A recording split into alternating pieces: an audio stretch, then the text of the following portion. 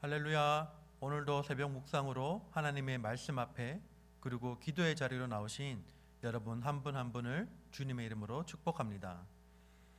오늘 우리가 함께 묵상할 말씀은 요엘서 2장 1절부터 17절까지의 말씀입니다.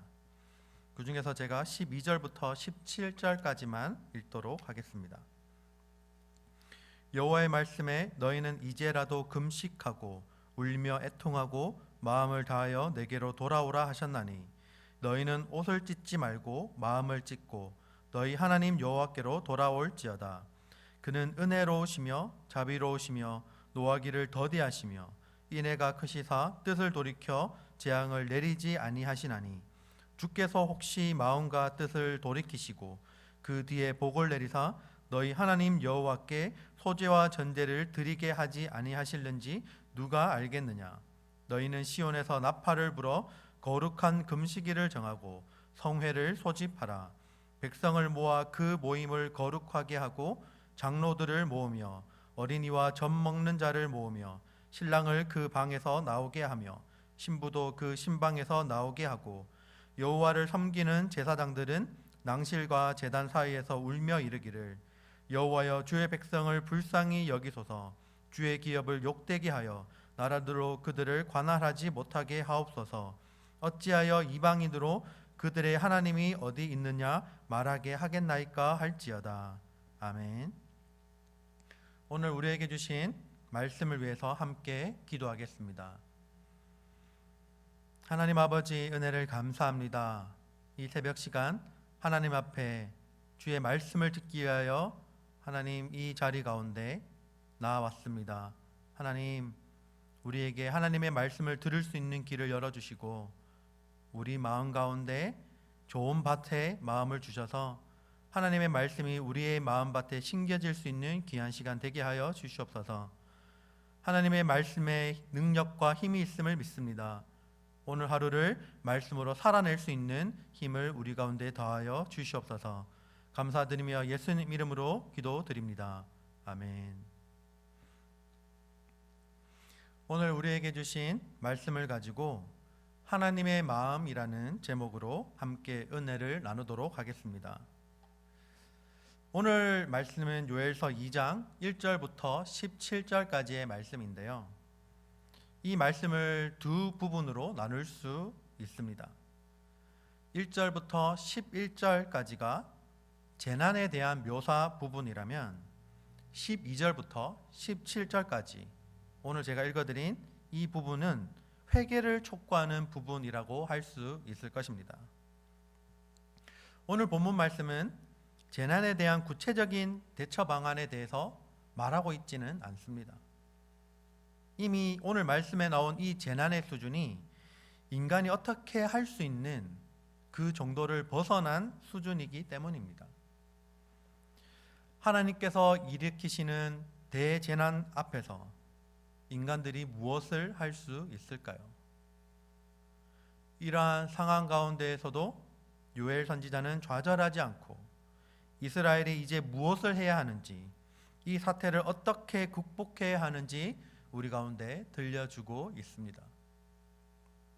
그것은 바로 지금이야말로 회개할 시간임을 알려주는 것입니다. 하지만 이 회개한다는 것이 쉽지는 않습니다. 솔직하게 우리의 죄를 고백한다는 것은 부끄러움을 당할 수도 있는 일이고 또 우리의 본성이 항상 우리의 모든 책임을 남에게 전가하려고 하는 본성이 있기 때문입니다. 그래서 자신의 부족함을 솔직하게 인정하고 그곳에서 돌이킨다는 것은 그만큼 어려운 것입니다. 이스라엘 백성들의 역사에서 매번 반복되는 일들이 있습니다. 그것은 우선 이스라엘 백성들이 하나님 앞에 범죄하고 그 범죄함으로 하나님의 심판이 임한다라는 사실입니다. 그로 인해서 이스라엘 백성들은 자신들의 잘못과 죄를 깨닫고 회개하게 되고 마침내 하나님께서 그들의 회개를 다시 받아주시고 다시 구원해 주신다라는 이러한 역사가 계속적으로 반복되는 것을 우리는 성경을 통해 볼 수 있습니다.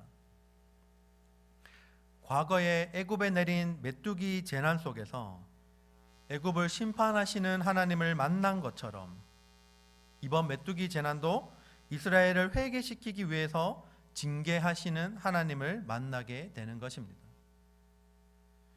여러분, 오늘 말씀 가운데 12절부터 14절까지를 보시면 회개하다 그리고 돌이키다라는 이 단어에 해당하는 히브리어 원어가 슈브라는 단어입니다. 그런데 이 단어가 무려 3번이나 반복돼서 쓰이고 있습니다.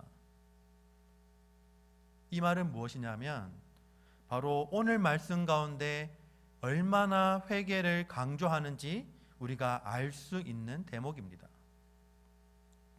결국 요엘은 하나님의 말씀을 백성들에게 전하면서 백성들에게 이렇게 말하고 있는 것입니다. 회개하십시오. 그러면 하나님께서 다시 우리를 받아주시고 우리의 삶의 풍성함을 다시 허락해 주실 것입니다. 그렇다면 그동안 재물이 없어서 드리지 못한 소제와 전제를 하나님께 드릴 수 있게 될 것입니다 라고 말하고 있는 것입니다. 여러분, 소제와 전제는 바로 하나님과의 교제를 강조하는 제사였습니다. 소제에는 곡식가루와 기름이 필요했고 전제에는 포도주가 필요했습니다. 이것을 다시 말하면 메뚜기 재앙 때문에 중단되었던 이 소제와 전제를 다시 드릴 수 있다는 의미가 되고, 또 이 말은 곡식과 기름 그리고 포도주를 다시 얻을 수 있는 풍성한 상황이 된다는 것을 의미합니다. 하나님이 결국 원하시는 것은 이스라엘 백성들을 향한 분노와 징계가 아니라 그 뒤에 돌이키고 다시 돌아올 이스라엘 백성들을 위한 풍성함과 축복임을 기억하시기를 바랍니다. 때로는 하나님이 주시는 징계와 그리고 재난 속에서 잔혹하게 하나님이 느껴지실 때도 있지만, 말씀 가운데 우리에게 보여주시는 하나님은 우리가 다시 회개함으로 하나님과의 관계를 다시 회복하고 다시 풍성한 삶을 살기를 바라시는 분이 바로 우리 하나님이심을 우리는 기억해야 합니다. 오늘 말씀 13절 말씀에 이렇게 기록합니다. 너희는 옷을 찢지 말고 마음을 찢고 너희 하나님 여호와께로 돌아올지어다. 그는 은혜로우시며 자비로우시며 노하기를 더디하시며 인애가 크시사 뜻을 돌이켜 재앙을 내리지 아니하시나니. 아멘. 이 구절은 하나님이 우리에게 진정으로 바라는 것이 무엇인지 알려주는 구절입니다. 하나님의 분노가 당장 세상이 없어져 버릴 것처럼 무섭고 두려울지라도 하나님의 이러한 인애와 자비와 사랑의 성품을 지워버릴 정도로 강력하지는 않습니다. 로마서 8장 38절과 39절에 이렇게 기록합니다. 내가 확신하노니 사망이나 생명이나 천사들이나 권세자들이나 현재일이나 장래일이나 능력이나 높음이나 깊음이나 다른 어떤 피조물이라도 우리를 우리 주 그리스도 예수 안에 있는 하나님의 사랑에서 끊을 수 없으리라. 아멘. 그 어떤 것도 우리를 하나님의 사랑에서 끊을 수 없습니다.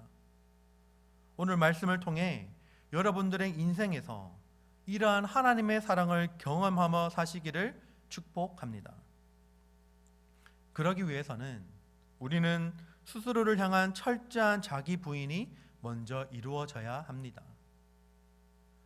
하나님 앞에서 회개하고 돌이킬 때 우리 가운데 부어주시는 그 한없는 하나님의 크신 사랑과 하나님의 은혜가 여러분 한 분 한 분의 삶 가운데 체험되어지는 오늘 하루가 되시기를 주님의 이름으로 축복합니다. 오늘 우리에게 주신 이 말씀을 기억하며 함께 기도하기를 원합니다. 요엘 선지자를 통해서 이스라엘 백성들에게 하신 하나님의 그 마음이 우리 가운데 전해지게 해달라고 기도하기를 바랍니다. 하나님은 우리가 하나님 앞에 돌아오기를 바라시고 우리를 분노와 징계하기를 즐겨하시기보다 우리가 하나님 앞에 돌아왔을 때 우리를 위해 예배해 놓으신 그 풍성함과 축복을 주시기를 좋아하시는 사랑의 하나님이심을 우리가 기억하게 해달라고, 그리고 그 하나님 앞에 우리가 지은 죄들을 정직하게 고백하며 하나님 앞에 나아갈 수 있는 오늘 하루가 되게 해달라고 기도하기를 바랍니다. 그리고 오늘은 금요일입니다. 우리 교회를 위해서 기도해 주시기를 바랍니다. 교회의 리더들과 교역자들을 위해서 기도해 주시기를 바랍니다.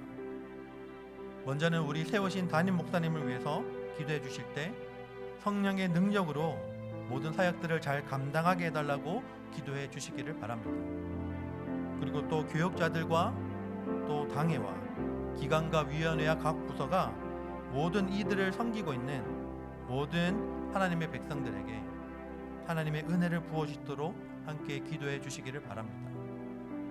그리고 이제 곧 다가올 또 성탄절과 또 올 연말까지 이어지는 모든 교회의 일들 가운데 하나님께서 함께 해주시도록 모든 일들이 순조롭게 잘 진행될 수 있도록 함께 기도해 주시기를 바랍니다. 이를 위해서 함께